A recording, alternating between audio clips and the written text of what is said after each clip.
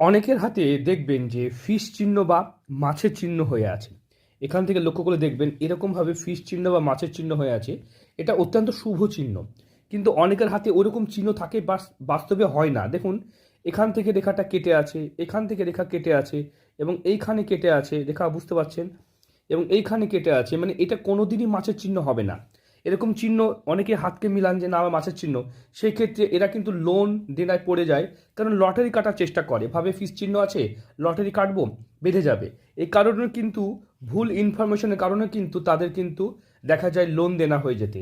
কারণ যদি আপনার হাতে ফিস চিহ্ন সম্পূর্ণ না হয়, একদম কমপ্লিটলি একদম এইরকমভাবে না হয়, তাহলে কিন্তু এটা ফলবে না। মানে আপনি যে রিস্ক নিচ্ছেন, লটারি কাটছেন বা বা অন্যান্য কিছু করছেন, তার জন্য কিন্তু আপনার দেনা হয়ে যাবে এবং কিন্তু আপনি সমস্যায় পড়বেন।